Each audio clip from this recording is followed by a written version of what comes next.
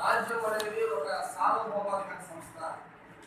దీనిని ఇటలీకి చెందినటువంటి ఒక శాస్త్రవేత్త తన ప్రఖ్యాత గ్రంథమైనటువంటి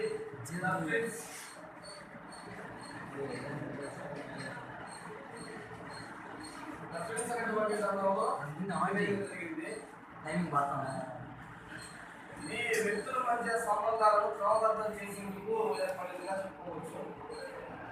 వీటిలో మొదటిగా అరిస్టాటిల్, రెండు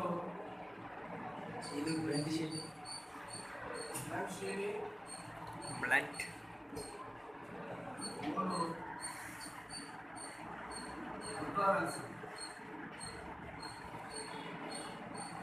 అరిస్టాటిల్ మానవుని సూపర్.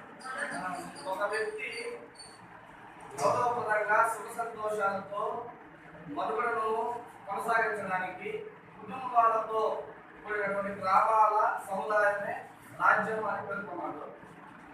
నెక్స్ట్ బ్లడ్షీలి ఒక నిర్ణీత భూభాగంలో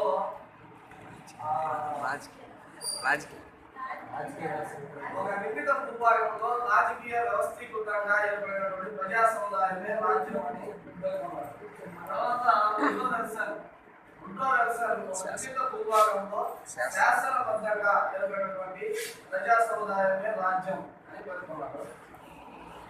రాజ్యంలో ముఖ్యంగా ఒకటి ప్రజలు, రెండు ప్రదేశం, మూడు ప్రభుత్వం, నాలుగు సార్వభౌమాధికారం.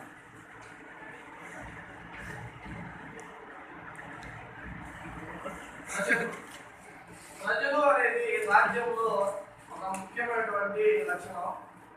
ప్రజలు లేనిదే రాజ్యం అని చెప్పలేము. అందుకే మహాకవి గురజాడ అప్పారావు గారు దేశం అంటే మధ్య కాదు, దేశం అంటే మనుషులు అని చెప్పడం జరిగింది.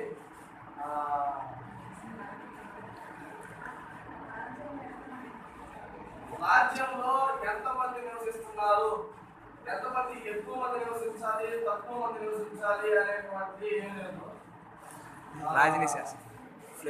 ఉన్నవాళ్ళు నీతిమంతులై విద్యావంతులై ఉండాలి. ప్రజల్లో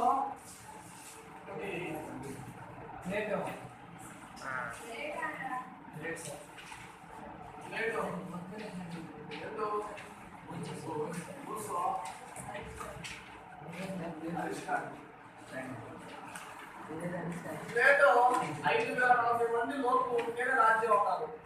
రూసో 10,000 లోపు ఉండాలి అని చెప్పారు. అరిస్టాటిల్ వచ్చి 10,000 నుండి 1,00,000 లోపు ఉండాలి అన్నారు. గమనిస్తే ముగ్గురు కూడా ఒక ఏకాభిప్రాయం అనేది లేదు. ఎవరికి వారు ప్లేటో వచ్చి 5,040 మంది, రూసో వచ్చి 10,000 మంది, అరిస్టాటిల్ వచ్చి 10,000 పైన 1,00,000 లోపు అన్నారు. ఇలా ముగ్గురులో తీసుకుంటే ఒక ఏకాభిప్రాయం అనేది ఖచ్చితంగా లేదు. దాన్ని బట్టి చెప్పుకోవచ్చు ఎక్కువ మంది ఉండాలా, తక్కువ మంది ఉండాలా అనేది పాయింట్ కాదు. ఉన్న జనాభా విద్యావంతులై నీతివంతులై ఉన్నటువంటి వారు ఉన్నతమైన వ్యక్తులై ఉంటే సరిపోతుంది. నెక్స్ట్ ప్రదేశం. ఉన్న ప్రదేశం కూడా చిన్నదా పెద్దదా అనేది కాదు. బ్రెజిల్, బ్రిటన్, రష్యా ఇవి పెద్ద దేశాలు. దాని దేశం అంటులో చిన్నగా ఉన్నటువంటి వాటికన్ సిటీ, మండోరా, మొనాకో, అండోరా వీటిని కూడా దేశాలు అంటున్నాం. అంటే ఇక్కడ ఏంటంటే చిన్నది పెద్దది అనేది ఏం లేదు. చిన్నదైనా పెద్దదైనా దేశంగా చెప్తున్నారు.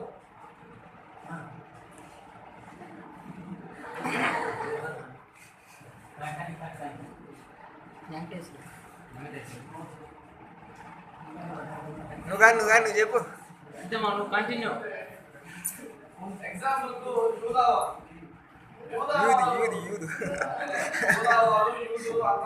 అంతా ఒకటే. 1948 మార్కండేయ. 1948 ముందు మార్కండేయ కొడుకు రావు సార్. తీసే నైట్ అంటే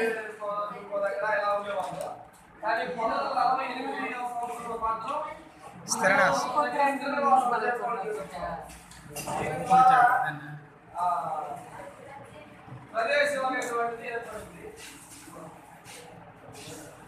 మూడు ప్రభుత్వం శివాన్ కొడుకు శివాన్ జూమ్ చేయి శివాకి. స్మైల్. ప్రభుత్వం అనేది ఒరే కళ్ళు రాజ్యంలో ముఖ్యమైనది. ప్రభుత్వం లేదంటే రాజ్యం లేదు.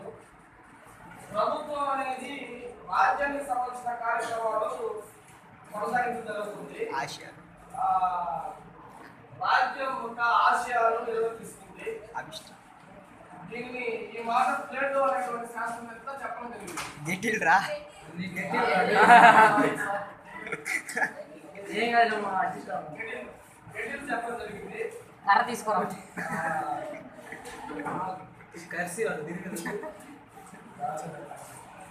సర్లే కమింగ్. ఏం కాదు మధ్య షార్ట్ కట్ ఇబ్బంది. అది ఇదంతా షార్ట్ కట్. షార్ట్ కట్ నాలుగు సార్వభౌమాధికారం. ముందుగా పరిచయంలోనే చెప్పుకున్నాను. రాజ్యం అనేది సార్వభౌమాధికార సంస్థ అని.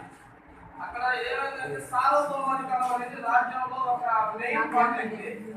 సార్వభౌమాధికారం అనేది ఒక ముఖ్యమైనటువంటి లక్షణంగా చెప్పుకోవచ్చు.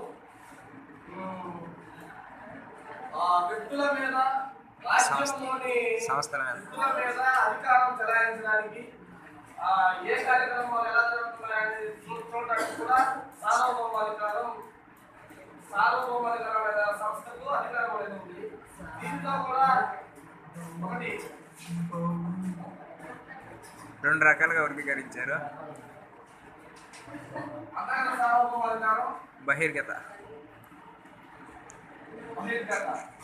అంతర్గత సార్వభౌమాధికారం అనేది ఒక ఆ రాజ్యంలోని వ్యక్తుల మీద అధికారాన్ని చెలాయిస్తుంది.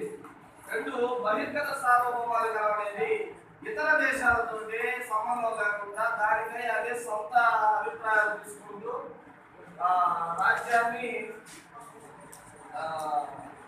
పరిపాలన జరుగుతుంది.